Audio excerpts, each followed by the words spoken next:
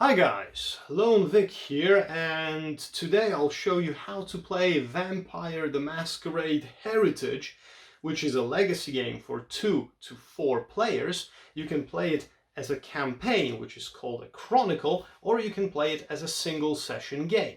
Now, due to the fact that the rules of the campaign only slightly modify what's happening in a single session game, I'll show you how to play a single session for 2 players, and you should be able to play the campaign and figure out all the rest of the additional rules on your own after that. Let's start the video with a setup, then I will go through the basic rules and I will play a few turns with 2 clans that I've selected, and at the end I'll show you how to score the game, so how to calculate the points for the whole game, and I will discuss the powers of all of the clans so that you know how to use them. Okay, let's start with how to set up a game of Vampire the Masquerade Heritage. Okay, so we'll start with the main board, which we have here. There are 2 rows for placing cards, and in this first row at the top we should place 5 basic missions. We have, I think, 8 mission cards, 1, 2, 3, 4, 5, 6, 7, 8 supplied in the box from those basic missions, and we shuffle them up, there you go, and we place 5 of those missions here on the top. 1, 2, 3, 4, 5. There we go. The rest of them can go back to the game box. We take the round marker, which is this little circular one with an ank, we place it on round number 1. If we're playing with 2 players, we will have 10 rounds to play. With 3 players we have 9, with 4 players we have 8 rounds. That's the only difference. We have this deck of basic characters which come pre-sleeved with the game, and we should shuffle it and take 5 characters from the top of the deck, place it in this bottom row here for recruitment. Okay. And we place the deck next here to the board so that we can draw additional characters later on. We should place the tokens for exhaustion and torpor, those double-sided purple-green tokens, nearby, as well as the crystals which symbolize power and infamy. The red ones are +1 or +3 victory points, so this is the power, and the yellow ones are -1 or -3 victory points at the end of the game, which is infamy. Okay, and we have 3 battlegrounds. In this game we will be using different battlegrounds if we're playing the Chronicle mode, but for the single session game the manual suggests to use these 3 that I've already set up, and they are accompanied by a card with an explanation on how to set up each battleground and what are the rules for it, and also a scheme card, a public scheme card that's usable for everybody. So I'll place those next to the battleground. So we've got the battleground of clans high and low, and the scheme card rebellion and counter rebellion, which I will place here next to this battleground. We've got the battleground War of the Princes and the scheme card Palace Intrigue, and I'll place this one here. And we've got the Explore the Ways of the Beast scheme card, which is connected to the Beast Within battleground, and I will place this here. Now, as far as the setup of those battlegrounds goes, we only need to put this one green-red double-sided marker on the zero space here, and we need to place the wooden anks on the appropriately colored starting positions. The blue ones in the west, the black ones in the north, the brown ones in the east, and the white ones in the south. And this is it. Okay, apart from this setup, we need to choose clans and prepare them for the game. Now, for this game I have chosen the Malkavian and the Bruja clan, which is my favorite one. So, with a clan, you will get a card that explains the special ability of the clan, and also this other side with asset effects, which is only usable in the Chronicle game, so we don't need this too much. So we can place it anywhere on the board. We also get 1, 2, 3, 4, 5, 6, 7 scheme cards, and we get a double-sided leader card. Now, you select one of those sides of the leaders. For this game, I will select Theopanna for the Malkavians, and I'll put her here.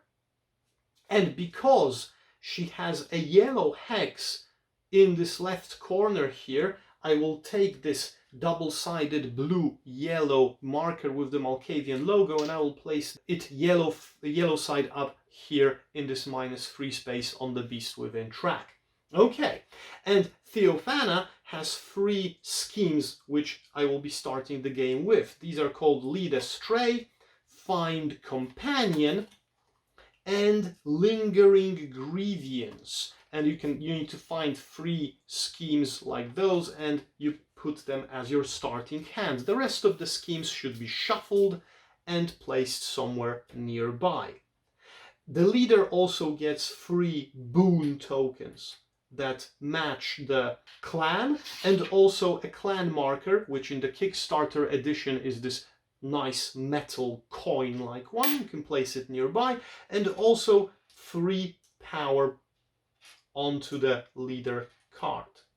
And this is the setup for every clan. It's the same. So I will quickly do the same for Bruja. So I've got the card with my special ability, which I will put here on the side. I've got 2 leaders. I will take Ekaterina and I will place her here. Because the hex here is blue, I put the marker with the blue side up on the Beast Within track. I have the 3 boon tokens, I have this coin with the logo, and I have Tussle, Avenge, and Cult of Leader schemes to start with. Tussle, Avenge, Cult of Leader, this is my starting hand. I'm shuffling these and placing them nearby. And you randomly choose who is the first player. In my case, Bruja will be the first player, because like I said, they're my favorite. Alright, so this is the whole setup. And now I will explain how the game works and what are the basic rules, and I will play a few imaginary turns with a 2-player setup to show you how it progresses. Okay, so we are here, guys, in round 1 of the game. And now each round of the game has 2 things that you can do, that each player can do. One of them is mandatory, one of them is optional. Let's start with the mandatory one. In your round, in your turn, you always have to select one of these cards to add to your court. Now, you add cards to your court as children to a sire. So you're creating kind of a family tree of your clan. Each sire can have a maximum of 3 children, and each child of Ekaterina in this case will be able to have 3 children as well. So for now I will select the trader. Here we go. I will add the trader here as a child to Ekaterina, all right? And if he gets a child, he will be a sire for his children. So now this is the sire, this is the child, and here we go. I'm moving the cards to the right side to fill in the gap that was made, and I'm adding an additional one here. Now please note that those 3 cards, 1, 2, 3, are for free. You can recruit those cards for free. This card costs 1 power to recruit, so you have to take off 1 power from your leader. Oops, I forgot to give Ekaterina her 3 starting power. There you go. And this card costs you 3 power to recruit. But they will be moving to the right, so sooner or later these cards will be free.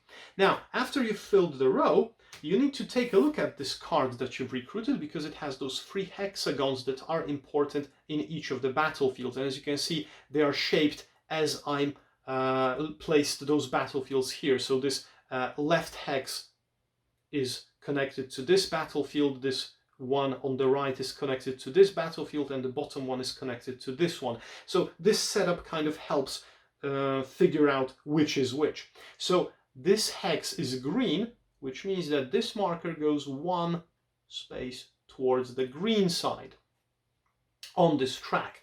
This marker says that this marker is blue, so if my token here is blue, then it goes 1 space here towards those positive numbers on this track.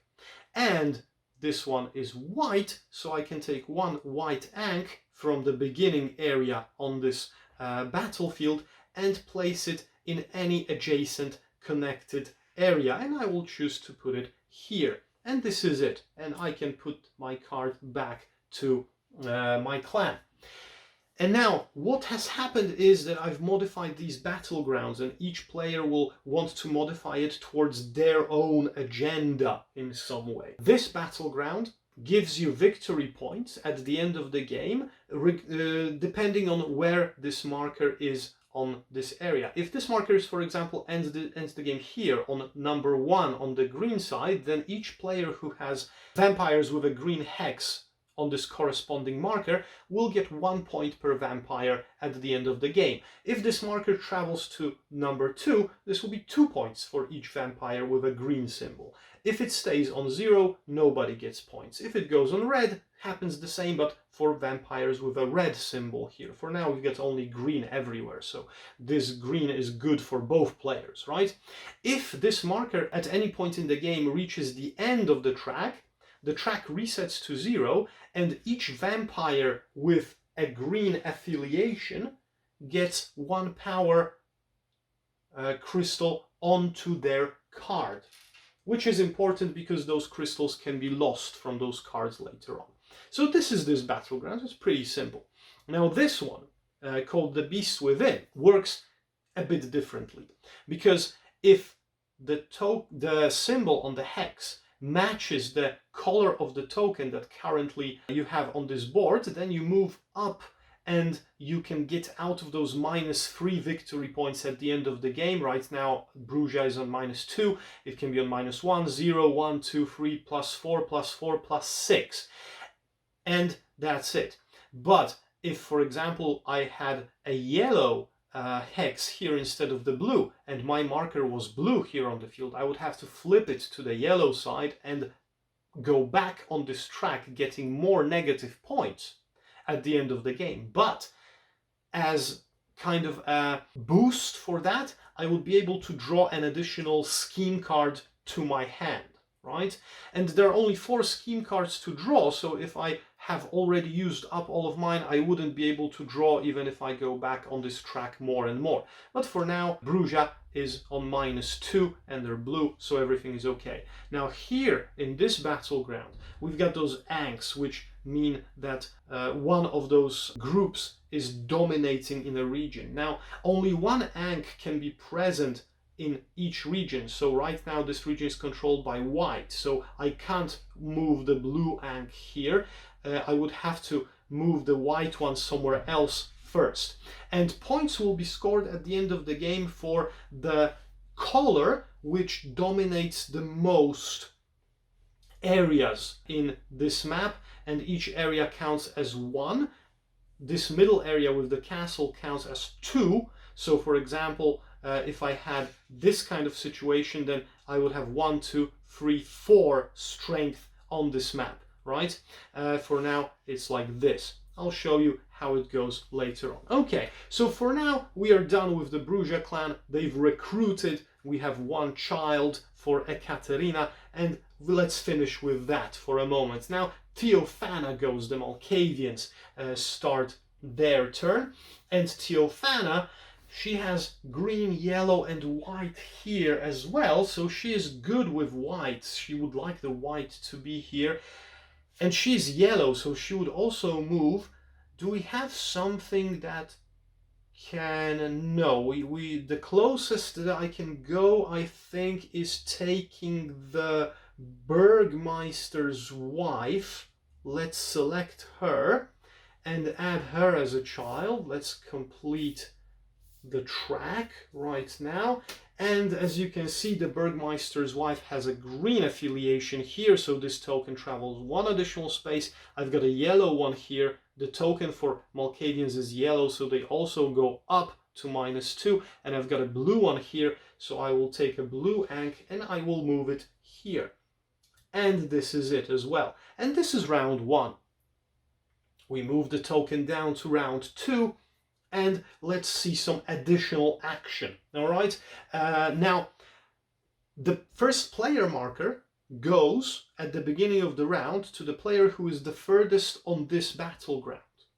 Now, if there is a draw, it doesn't change the owner. So Bruja is stuck with the first player marker, they go first. So for now, I will select one of the characters to recruit. And I can see that, well, okay, Lady of the Beggars is pretty tempting, to be honest. But I will take the hired sword and I will make him a child of the trader. So now the trader is a sire and the hired sword is his child. And the hired, I will also complete the row, fill it up for the next player, there you go. And the hired sword has a green affiliation with this battleground, so the token goes one. I've got a yellow one here, and Bruja is blue right now. So Bruja gets flipped to the other side and goes back one space, and I get an additional scheme card to my hand. And I've got a black affiliation for this battleground, and I will place one token here, and I will return my child, the hired sword, to my clan. All right, now, this was the mandatory action. Now I can play an optional action of playing a scheme. And this is something that Bruja can do. Bruja has a special ability of declaring an enemy. And declaring an enemy is a very important thing for Bruja, because almost all the other schemes will take effect only on their enemies. So first I have to choose one enemy in my opponent's clan, right? So I have this scheme here, and in order to play this card, I have to fulfill the condition that's represented with those icons. Now this icon suggests that I can use any affiliation of the vampire, and those affiliations are those icons in the top left corner. There is a scholar affiliation, there is a spy affiliation, there is a finance or a merchant affiliation, and there is also a military affiliation that we don't have here yet. So I can choose any of them. And how this works is that I have to select a sire and his children in order to fulfill this icon. So a sire and his children form a coterie, or how else you pronounce it. So this is like a family. So Ekaterina and the trader are one coterie, the trader and the hired sword are another one, and if the trader had more children, then they would also be included.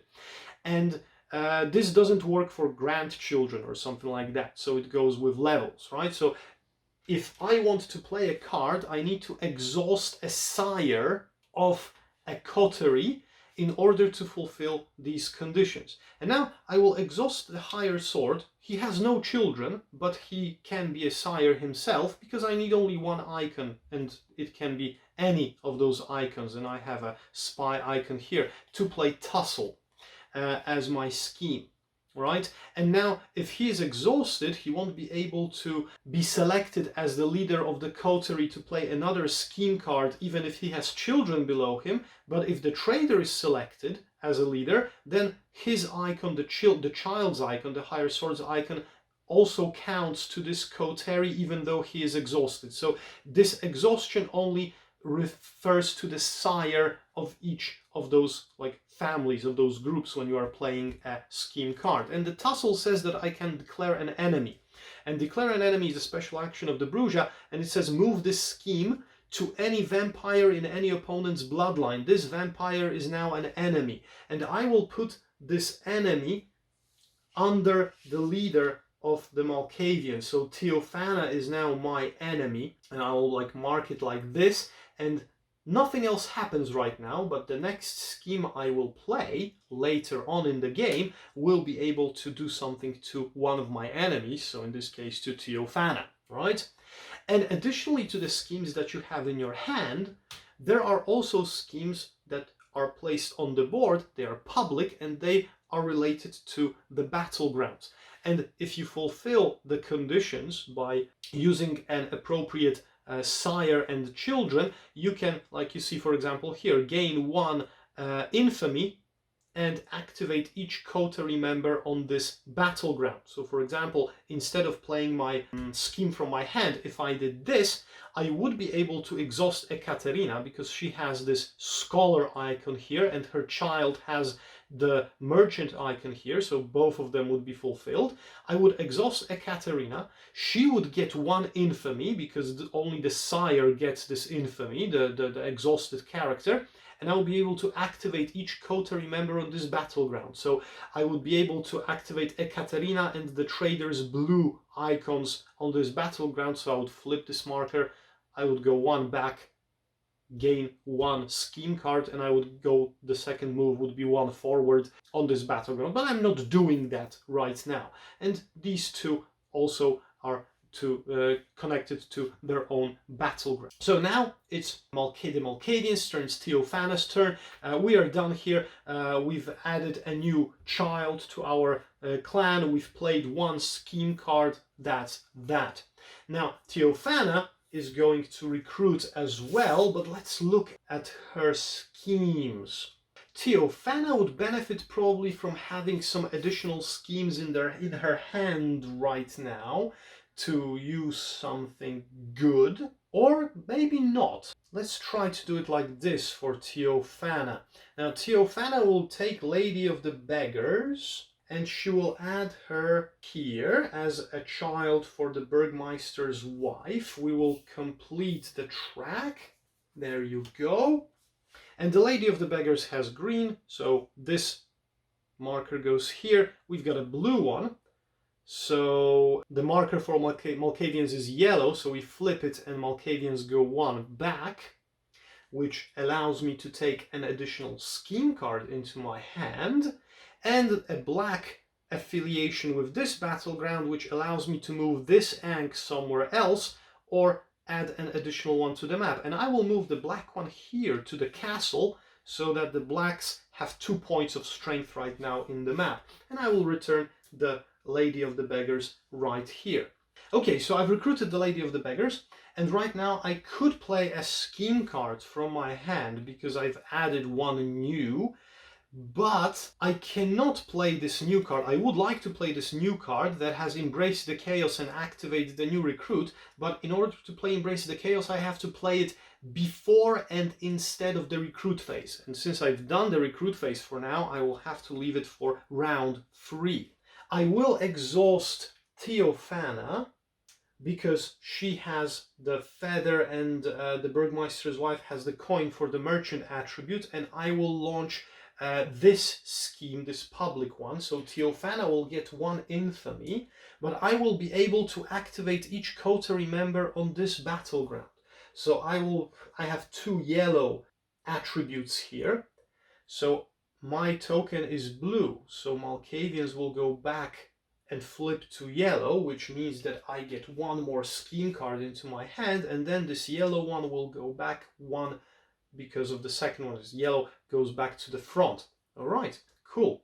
So I've done this. One infamy. She is exhausted right now, and this is the end of round 2. Now round 3, let's make it a bit more interesting. The Ankh stays with the Bruja because there is a draw here on this track, and here we are done. Now the Bruja will try to, okay, let's see what scheme cards I have here in my hand. Now Ekaterina is a scholar, I've got a trader here, so this is money. It would be good to have somebody with battle to play this scheme, but there is none to be drawn and my enemy doesn't have any as well. Yeah, so the only scheme I could play would be this activate any exhausted vampire, so I would be able to activate any exhausted vampire, not only mine, but make all those moves on the battlegrounds related to their attributes. And if this is, maybe this is a good move for me.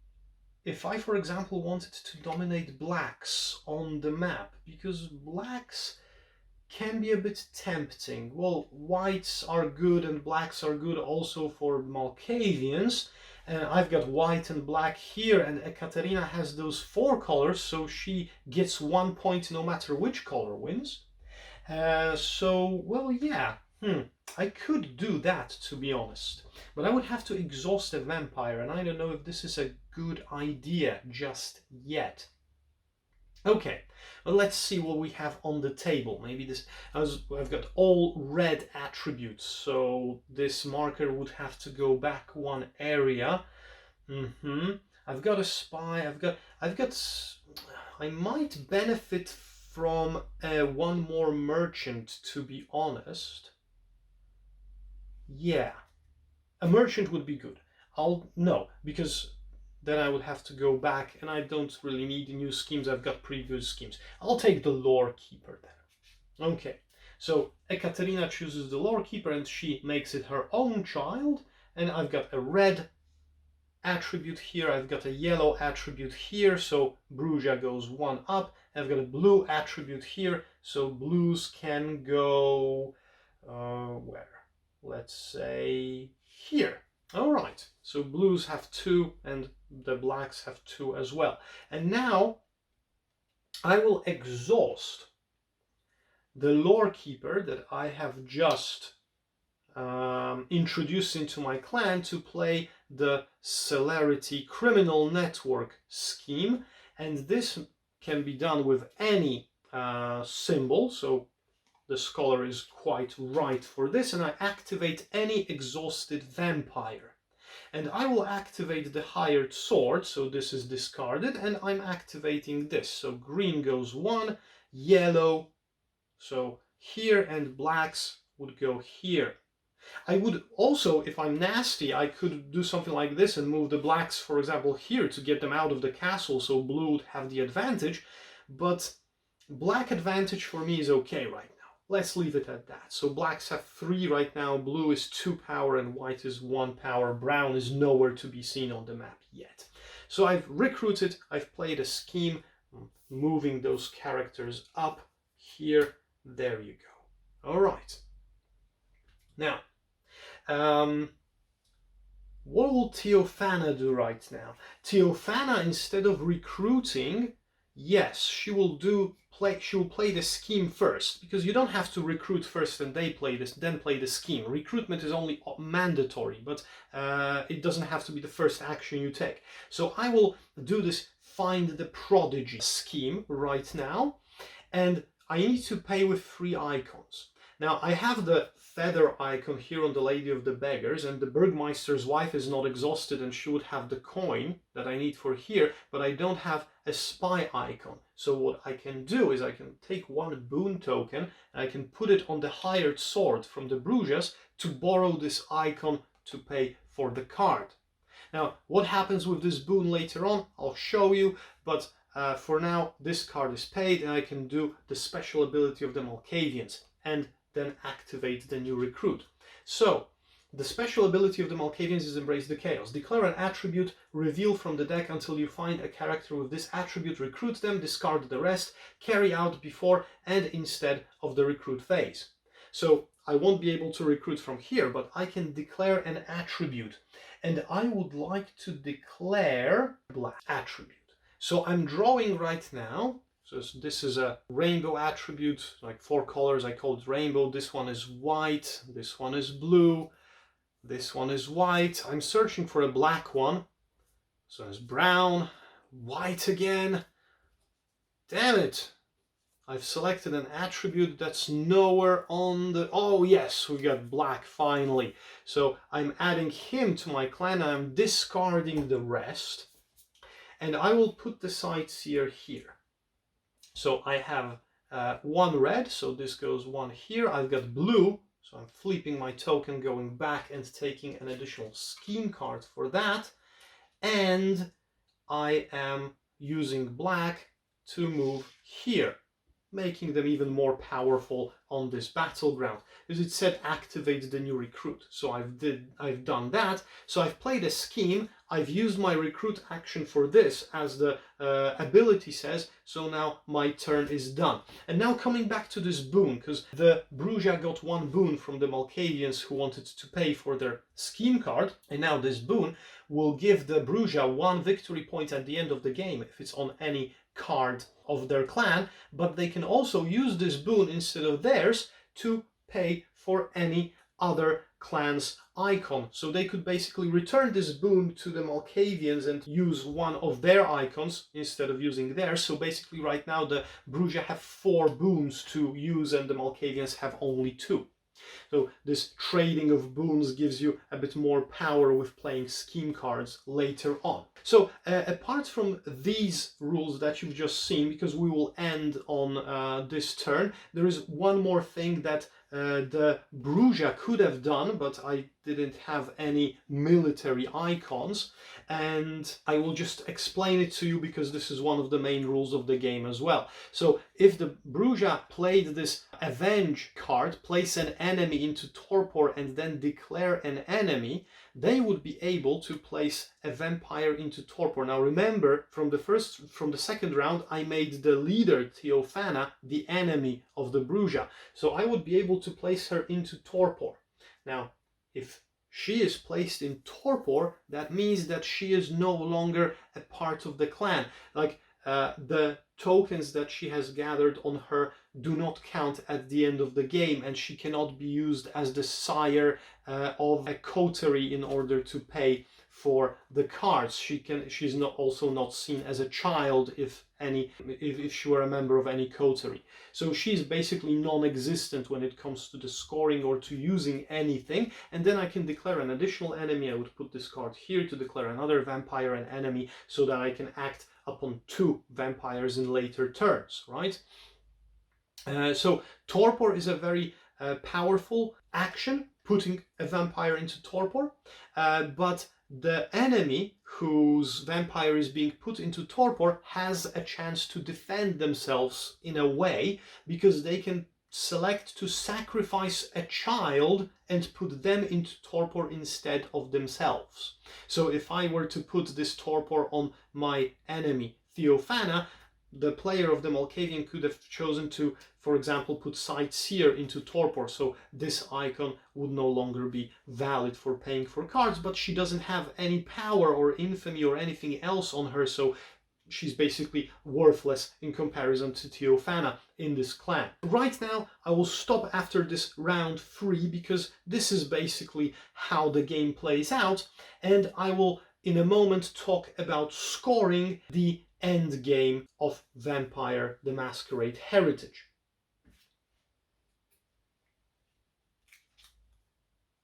Okay, we're back. So I've added a few cards, I've played a few additional rounds. I haven't gotten to round 10, but I will show you right now how the scoring would look like in this situation. So as you can see, we've got 1, 2, 3, 4, 5, 6, 1, 2, 3, 4, 5, 6 vampires in each clan.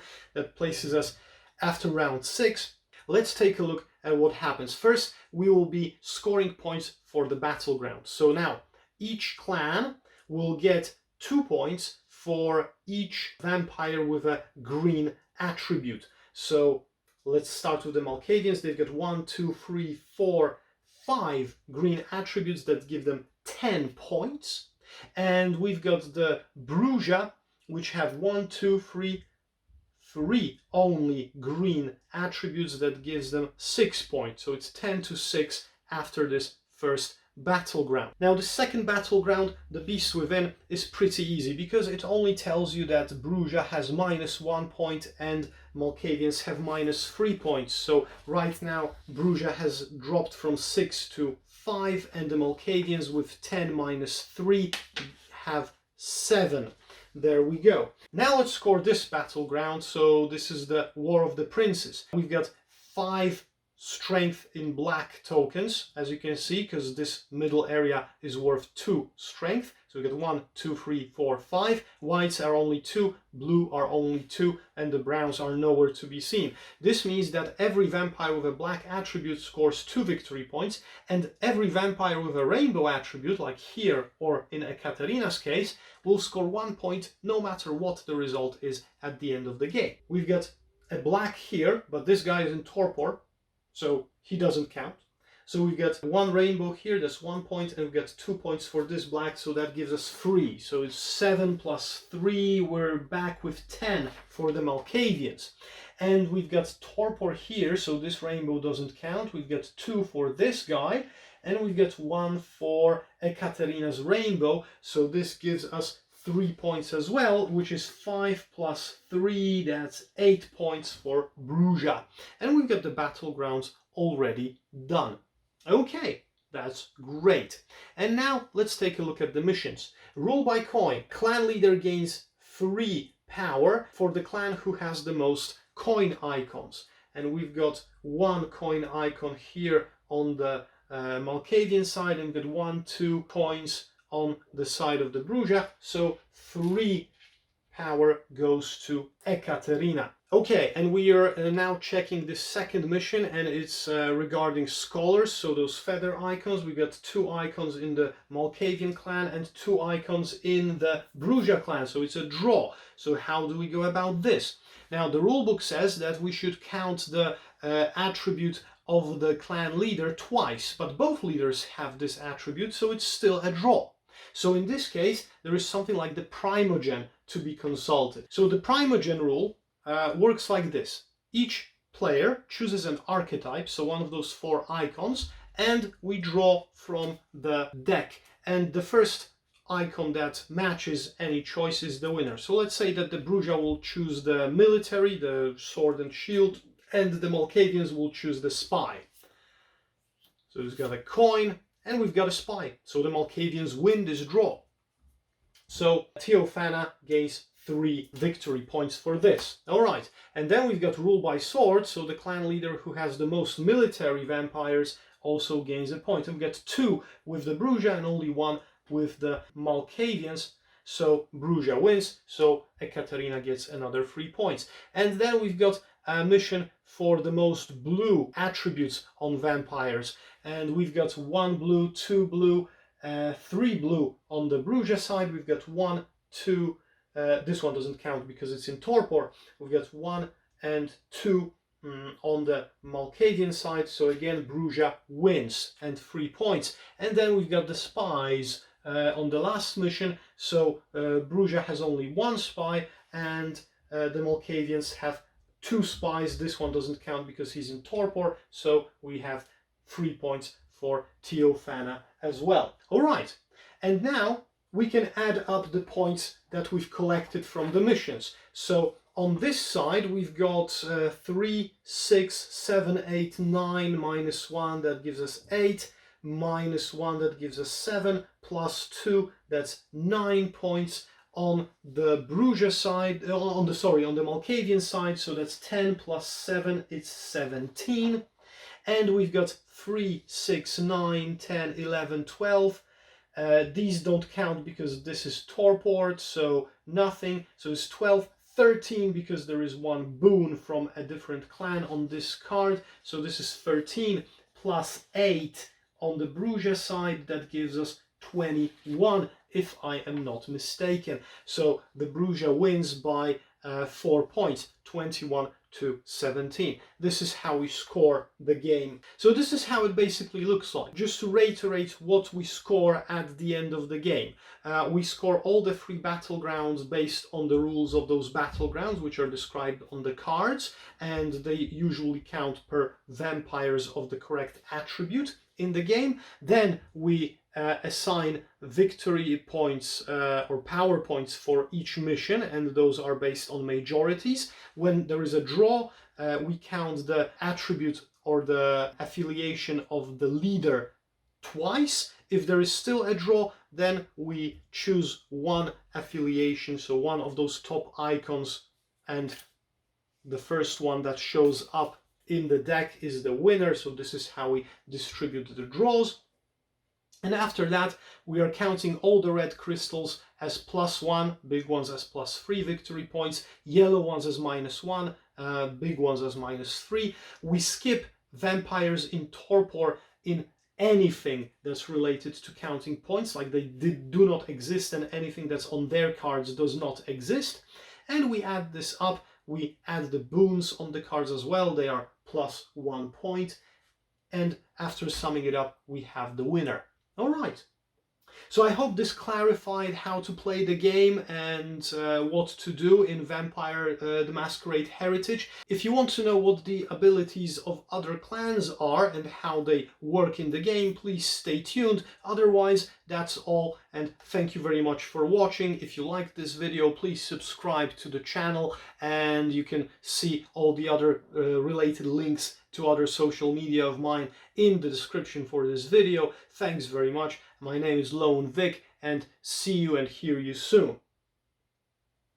Okay, now I left the setup as it is just to show you what the other abilities of the vampires are. I won't be changing the clans, but I will just tell you what the other clans do in this game. So we've already figured that the Malkavians have this Embrace the Chaos ability, which you have to play before you recruit anyone from here, and that means that you will be able to recruit straight from the deck, declaring one of the attributes, so one of the 3 hexes. So for example, you declare that you want a vampire with a green icon because you want to move on this track. You draw until you find a green one, you discard the rest, you add the green one to your clan, and you activate all of those attributes. With the Bruja we had the declare enemy, which makes them put their scheme cards that have this declare the enemy trait under a vampire from a different clan, and then other scheme cards of theirs will work against those cards marked as enemies. So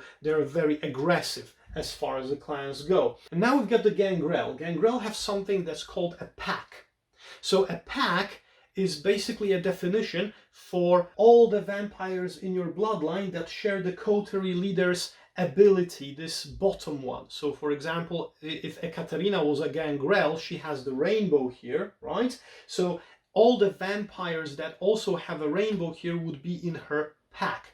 And what that means is that some scheme cards would refer to the phrase pack in a way like, for example, steal power points equal in number to your pack from other players. So for example, here we've got a pack of 2 because 2 of them have a rainbow, so I'll be able to steal 2 power points from other players due to my pack ability. Okay, the La Sombra work completely differently. La Sombra has schemes which have the Kiss the Ring ability.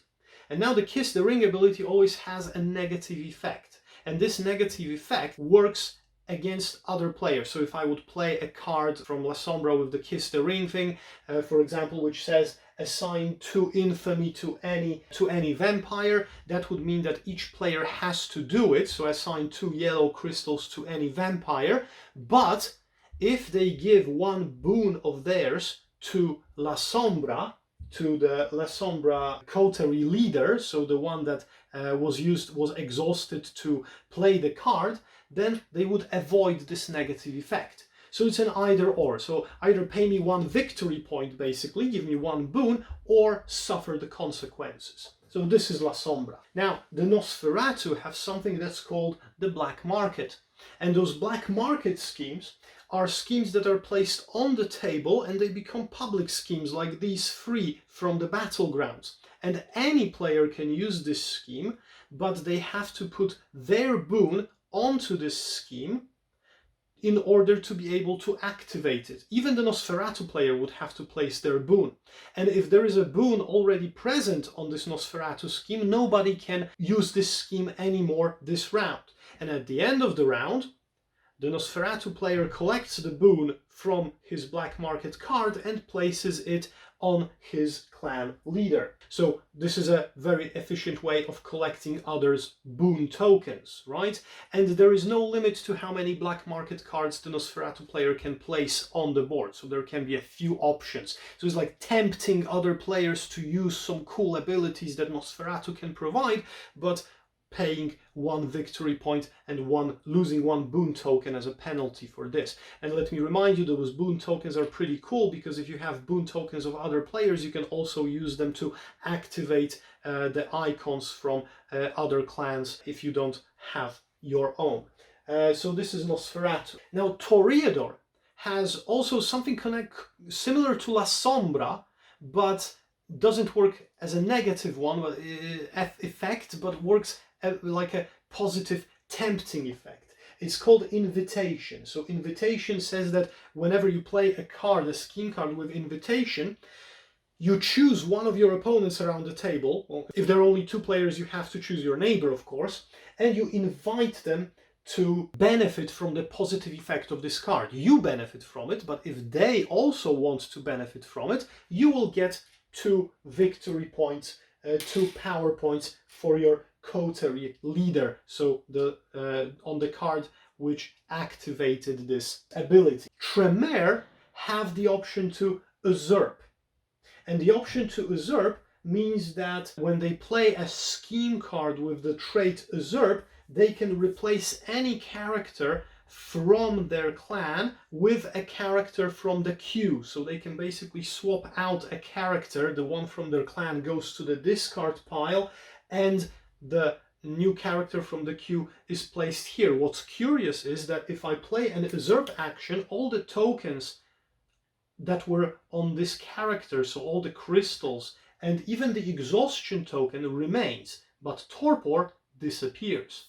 So this is one of the few ways in the game to remove torpor from a character, and this is something that Tremere can do. And let me also mention that when you usurp, it doesn't count as a recruit action because you don't activate this vampire's attributes. So after playing this card and usurping, you can also recruit a new character to your clan. And also when you usurp, you don't pay this cost of 3 or 1 if you want to usurp one of those characters. And the last 2 clans are Tsimishe and Venture. Now, Tsimishe has an interesting ability of crafting a monstrosity, but this one is, to be honest, in my opinion, only useful when you are playing a Chronicle and you have already a few empowered cards in the deck, empowered like this one, the Poisoner, for example, right?